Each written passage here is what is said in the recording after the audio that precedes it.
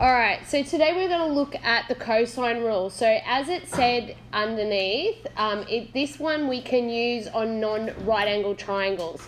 So this is going to give it a good giveaway. When you see a non-right angle triangle, you're either going to be using one of those sine rules or cosine rule.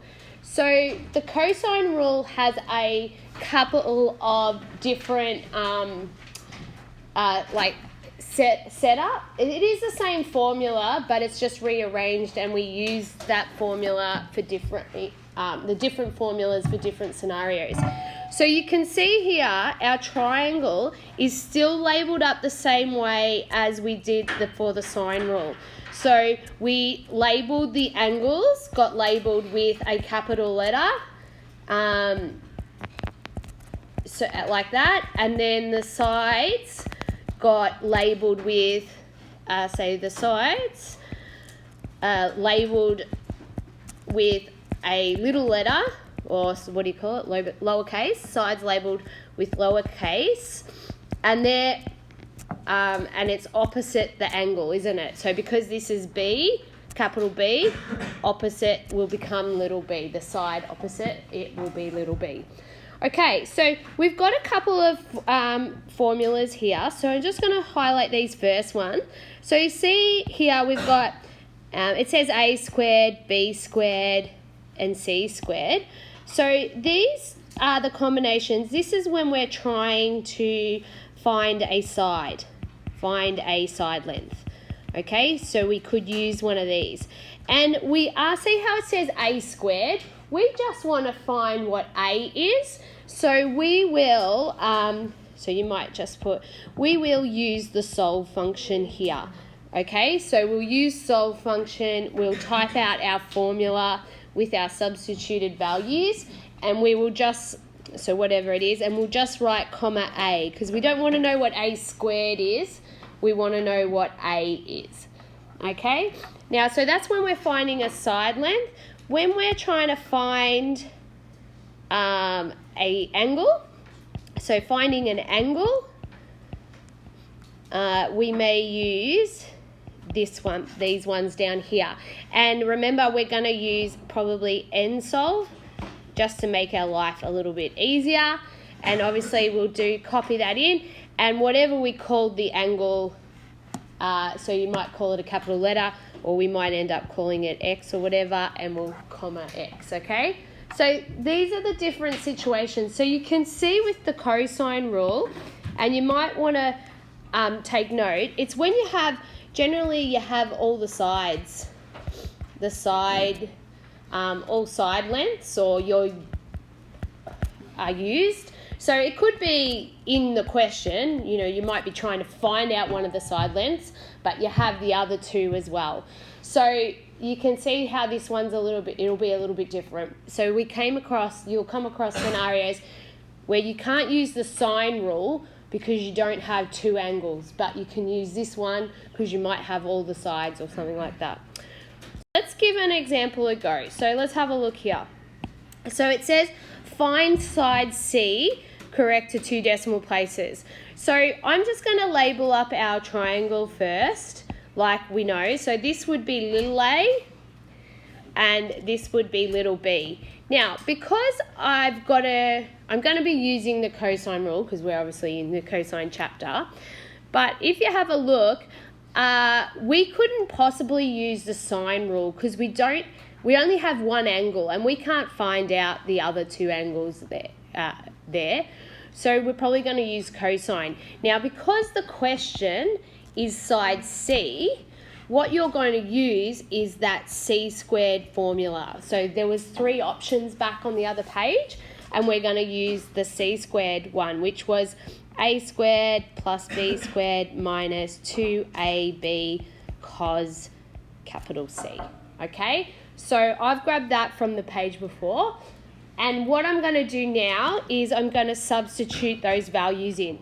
So I don't know what c squared is, but I know a is 34, so I'll write 34 squared, and I know b is 27, so I'll write 27 squared, minus 2 times 34 times 27 times cos, and I've got that angle there, cos 52.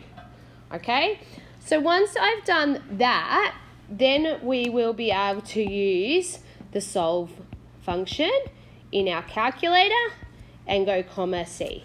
So it's a little bit to type up.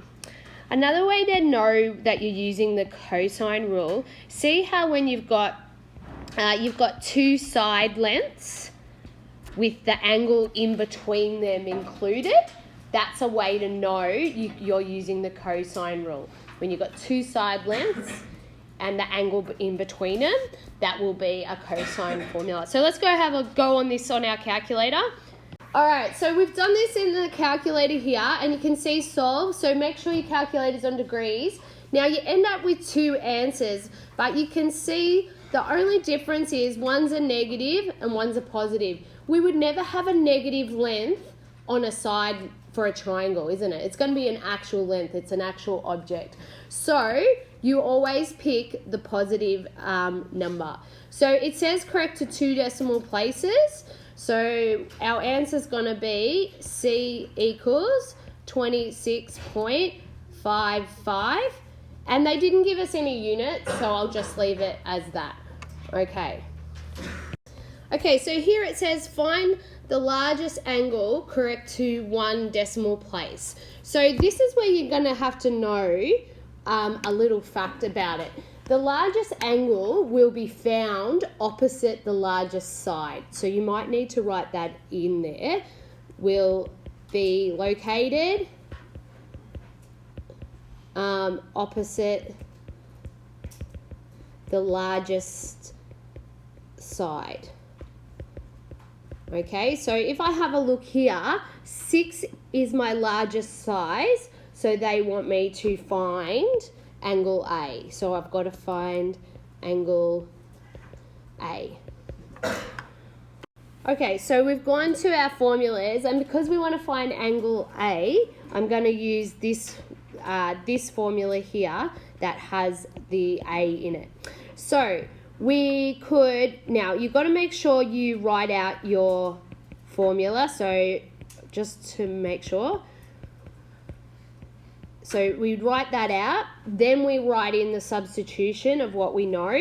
So I'm going to say let x equal angle A, because it's just easier on the calculator, I reckon. So if we labelled our triangle, side 6 is side A, because it's opposite.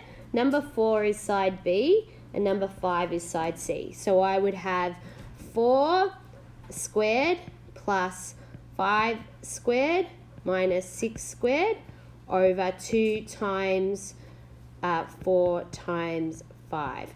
Okay, so because we're finding an angle, remember we like to put nsolve into the calculator. So you would be typing nsolve, you're going to type out exactly that equation again. And just because I called it x, I'm just going to go comma x. Okay? All right. Okay, so you can see I've done this on the calculator, and I've obviously put my n there, the nsolve. Now also, when you're typing this bit up, as we said, make sure you do control divide first and then type in your things, and then you won't have an issue. Also make sure that when you go comma x, it's moved over into the middle again.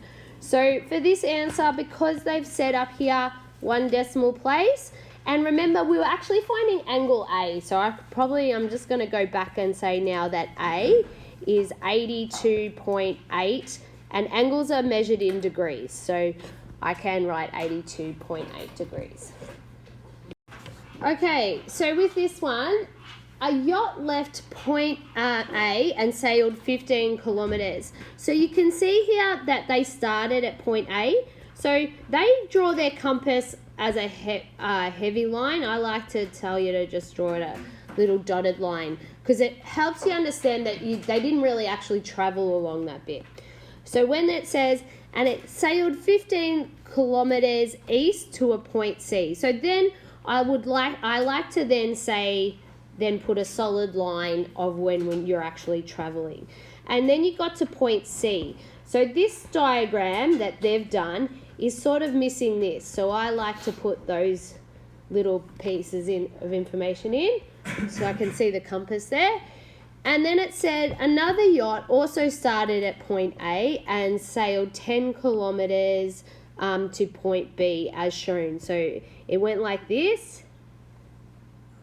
Okay. And the distance between B and C is 12. So they've also given us that little information. So what is the angle between their directions as they left at point A? So really what they're calling this is the question here. They want that angle there, X, to 2 decimal places. All right, so we have all the sides. So we would go, all right, we're probably going to use the cosine rule here.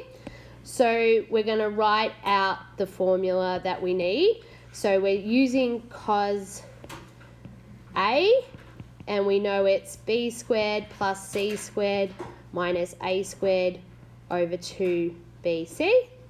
Okay, so I've got that from the other page. Then I'm going to substitute in what I know, and I called it X, so I'm changing that one to X. And I can see B is 15, C is 10 squared, A is 12 squared over 2 times 15 times 10. So now I'm finding an angle, so I'll just do n solve at this point, comma X. And you can go do that. Now, because you already just did one before, just hit highlight on your calculator, press enter, and then edit that one. And then you don't have to worry about stuffing around. Yeah? So I got X to be 52.89, and this was degrees. So I probably should make a statement because it said find that angle between them. So just maybe say angle between equals 52.89. Okay, that's question A. And question B, so you now know that this is 52.89 degrees, yeah? And it says now find the bearing of B from the starting point A. So when you say from the starting point, you start at its north and you go to when it is to the line that's joining the two. So these are the two lines that are getting joined. Now, if we have in there, if they went directly east out to C, would you agree we have 90 degrees? So if I'm just going to draw this little diagram a bit simpler, so I've got A and I've got B up here. Okay, so remember originally they went along east, direct on east. So this is A and this is B. Okay, so if we join those two up, we just found out that in here was 52.89. Now, if we're going to do the bearing of B from point A, that means we go from its north until we hit that line there. Okay, so that is the question, if I call it feeder. So can you see how we've got 90 degrees in there? Can you see that that's 90 degrees? Yeah. So if I did 90 degrees minus the 52, now it says to the nearest degree, so what am I going to change 52.89 to? Just 53. Okay, so if I do 90 minus 53, I get 37 degrees. But they want the bearing. Remember, we do true bearing. So what is the true bearing? What would I do if I was going to do a true bearing? It needs to be a 3-digit number. So the bearing, yeah, of B from A is 37 degrees. Okay.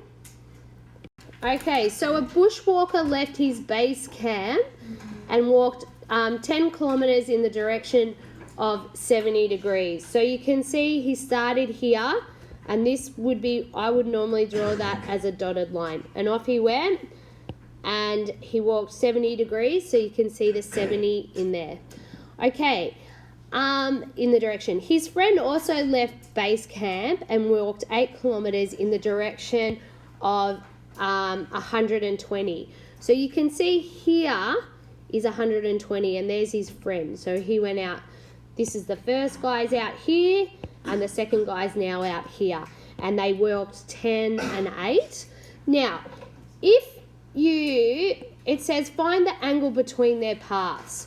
So if it's 120 all the way around to there, but only 70 to that line, wouldn't this one in here, like the angle in here, A, wouldn't that equal 120 minus 70? Would you agree? So if I took the 70 away, wouldn't that be what's left? So if you've gone 70 to here, if you kept walking, it would be 120 minus the 70. So what would that equal, guys? That would equal 50 degrees. Good. So you've got the 50 degrees. So that's A. So you could have said, so you could write that out if you like, 120 minus the 70. So what was the angle? It was 50 degrees. So you might say angle A equals 50 degrees. And then in question B, how far apart are they? So they actually want this distance here. That's the question. So I'm just going to draw my diagram a bit more basic so that I can not be confused by all the other pieces of information on there. So I pretty much, I've drawn up what I need to know. Okay, so A is the question, that's what I want to know. And if you look, we've got the other sides. So I'd be using the cosine rule, and I want to use side A, so it'll be A squared. I'd go to my formulas and look it up. And that's the A one. I would then substitute in, so I don't know what A is, but I know B is 8 squared plus 10 squared. And angle A is 50 degrees. And then we can put n solve in. And I want to know what little a is. And it says to 2 decimal places. So let's go do that. So I end up with 7.82. And I'm going to say it's kilometers because the other two measurements were kilometers.